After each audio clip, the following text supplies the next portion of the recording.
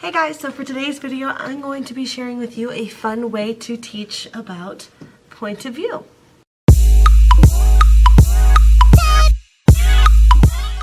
In my classroom, I did the fairy tale mock trials. And oh my gosh, guys, it was so much fun. So the standard that I was hitting was describe how narrators or speakers' point of view influence how events are described. For this activity, students were reading different witness statements from different cases. We had the defense, the prosecution, and they had to read all of the witness statements from both the defense and the prosecution, and then they had to find evidence to back up their, are they guilty, are they innocent, and they really had to look at, how a certain person's point of view changes the story. So this is a product that I do have up on my TPT store, so I'm gonna kind of show you what it looks like and kind of show you what I did. It is a ton of pages, so it's about 34 pages total.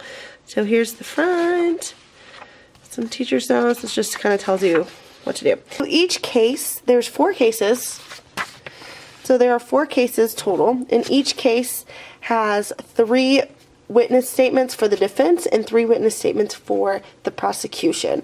So here's the case of King Yertle versus Sadie Turtle. So it tells you what the charge is. And then here are the witness statements that we have for the defense. We have one from King Yertle, and then we have one from Princess Myrtle and Dr. Sam. And for the prosecution, we have a witness statement from Sadie Turtle, Mac Turtle, and Dr. Lynn Lizard. And this just kind of tells them what they should be doing. Each case comes with one of these. And then, so here is King Yertle's statement. We have Dr. Sam Turtle. So some of these vary in length. So you see we have 3 different statements that we can make. So one of the things that I really love about the witness statements about this project is I've kind of differentiated them. So if you did want to group the kids by ability, I do have some, some of the witness statements are shorter, and then when you get into like Beauty and the Beast and Alexander T. Wolfe, they're a little bit longer and more complex. When I group my students, I very rarely group them by level. I love to mix those abilities up because I just think it really helps the higher kids and it helps the lower kids. It's just a great way to do it. So this is kind of how I did it in my classroom. I have about 24 students. I divided my kids into 4 groups of 6, and then within those groups of 6, I had 3 kids for the prosecution and 3 kids for the defense. And then those kids did not work with each other. So essentially they were working in groups of 3. So let's say we have a group who had Yertle the Turtle. So I did not use paper copies in here. What I did was I used ThingLink. ThingLink is an amazing resource. If you have not looked at it, check it out. I will be writing a blog post on it very soon. But basically, ThingLink is you can take a picture, right? And then you can put links on that picture with different icons. So what I did is I had something like this, a picture of this, like I took a screenshot of this PDF and then I uploaded it to ThingLink, and I had a picture of this on ThingLink.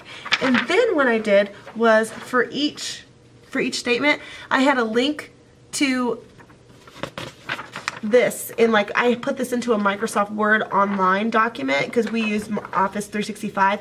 If you use Google, you could also do it with like Google Docs link, and so they were able to get quick and easy access to this just from their ThingLink. So I didn't deal with any papers. If you don't have that, you can totally print this off and they can just use paper. So my kids, they had their ThingLink, and they went to each and every one and they read every single witness statement. They even read the prosecution because I told them, you have to know what the other side is saying as well. As they were reading each witness statement, they then filled out this graphic organizer. Now let me kind of show you it up close so you can see better what it looks like. So this is the graphic organizer. So they would put the name of the witness, right? So if it's King Yertle, they would put the name of the witness. So I talked about strong and weak evidence with my kids. So strong evidence for the prosecution helps prove the defendant guilty. Weak evidence for the prosecution helps prove the defendant innocent. And they know that if they're for the prosecution, they're wanting to prove the defendant guilty. And then on the other side, we have the defense notes, and it's the opposite. Evidence for the defense helps prove the defendant innocent. Weak evidence helps prove the defendant guilty. And so they go through for every single witness statement, and they fill out a strong and weak evidence for every single one. So after they've filled out their graphic organizers, they are ready to start their case. They are ready to really write out their arguments, and this is the fun part. So I had the kids work with their group of 3 to write an opening statement that really going to prove their point, really going to persuade us that their client is innocent or guilty. So they work with their groups to write something out. I make it a rule that, you know, everyone has to speak during the presentation, and so they write out what they're gonna say using the information on their graphic organizer.